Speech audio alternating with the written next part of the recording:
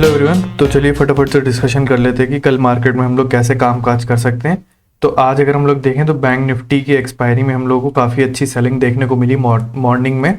और अब यहाँ पे जो सेलर हैं ये सेफ बैठे हुए हैं। ठीक है जी। अब यहाँ पर देखिए 47,000 के साइकोलॉजिकल लेवल के नीचे मार्केट ने क्लोजिंग करी है।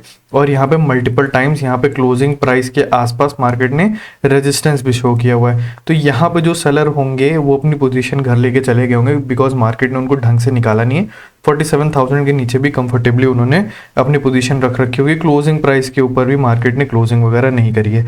और यहाँ पर बायर भी आ रखे हैं नीचे से। बिकॉज मैं ऐसा क्यों बोल रहा हूँ, क्योंकि यहाँ पे अगर आप लोग थोड़ा सा चार्ट पीछे करके देखोगे तो ये एक बहुत ही काफ़ी कॉमन लो पॉइंट था, काफ़ी कॉमन स्विंग था मतलब। और यहाँ पे बायर आए हुए हैं इस स्विंग को देखते हुए, और फिर यहाँ पर भी आए हुए हैं। तो अब देखिए मार्केट में कल अगर गैप अप देखने को हम लोग को मिलता है नियर अबाउट यहाँ कहीं पर, अगर गैप अप देखने को हमको मिलता है तब मेरा थोड़ा सा बाय साइड की साइकोलॉजी रहेगी। और अगर गैप डाउन भी अगर देखने को मिल जाता है तब मैं थोड़ा सा वेट करना पड़ जाएगा मेरे को, क्योंकि तब क्या हो सकता है कि मार्केट यहाँ पे जो बाइंग करके गए हैं उनको टारगेट करने के लिए मार्केट आ सकता है।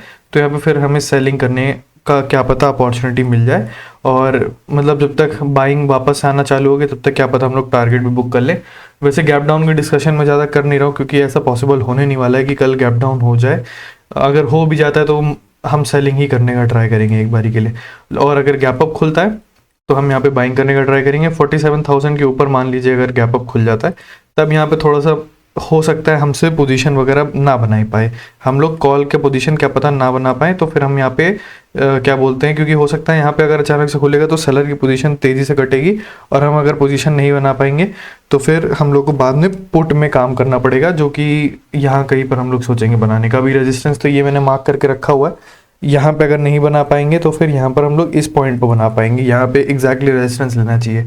अगर ये रेजिस्टेंस नहीं लेता मार्केट तब हम फिर और ऊपर बाइंग करने का सोचेंगे वेट वगैरह करके, क्योंकि हाई वगैरह के पास आएगा तो सेलर को इनवाइट करेगा, फिर वहाँ से हम लोग बाइंग का सोच सकते हैं। ठीक है जी।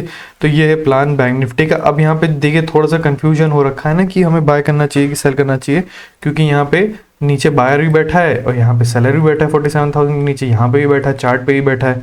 तो हमें क्या करना चाहिए, हम तो उसका इलाज है बड़ा सिंपल, निफ्टी को देख लेना चाहिए। निफ्टी में क्या हुआ है, निफ्टी में देखिए यहाँ पे सेलिंग आई तो है और सेलिंग को मार्केट ने ईजिली निकाल भी दिया है। अब यहाँ पे बायर वगैरह बैठे हैं 20,900 के ऊपर, जिन्होंने बाइंग करी है वो अपनी पोजीशन को घर लग के भी गए हुए हैं। अब यहाँ पे देखें अगर अपर साइड हमें गैप अप ओपनिंग देखने को मिलती है तो स्टॉप लॉस वगैरह तो नहीं है, लेकिन आप यहाँ पे देखो यहाँ पे मार्केट में जब भी सेलिंग आई थी यहाँ पे सेलिंग, यहाँ पे सेलिंग, और इस समय भी मार्केट ने हायर पॉइंट से रेजिस्टेंस लेके सेलिंग करा है। तो यहाँ पे जो सेलर बैठा है उसका स्टॉप लॉस यहाँ कहीं पर नहीं है, उसका स्टॉप लॉस 21,000 के लेवल पे है यहाँ पे। तो उसका स्टॉप लॉस सेट करने के लिए मार्केट गैप अप के केस में जा सकता है। तो हम कॉल साइड का ही प्लान रखने वाले हैं, ट्रेंड के साथ भी रहेगा। ये गैप डाउन ओपन हो जाता है तब मुझे थोड़ा वेट करना पड़ेगा, क्योंकि मार्केट 20,900 के बायर को टारगेट करने के लिए आ सकता है। फिर उसके बाद भले बाइंग में चला जाए। अगर मोमेंटम ज़्यादा तेज है, ये सपोर्ट को क्या बोलते हैं रिस्पेक्ट नहीं कर रहा है मेरे, तो फिर क्या होगा, मार्केट यहाँ पे अगर आप लोग देखो क्लोजिंग प्राइस से एक बारी सपोर्ट ले चुका है, दो बारी ले चुका है, यहाँ पे डेफिनेटली बायर के स्टॉप लॉस अवेलेबल होंगे। तो जैसे ही नीचे आएगा यहाँ पे और बायर एक्टिवेट होने का भी ट्राई करेंगे, तो फिर यहाँ पे इस सपोर्ट के नीचे यहाँ पे सेल साइड का ही पोजीशन बनाने का मैं सोचूंगा।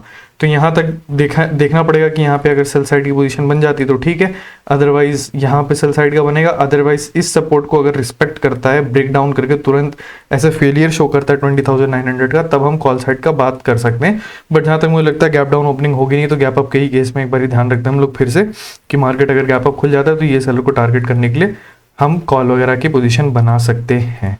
ठीक है। So thanks for watching and bye.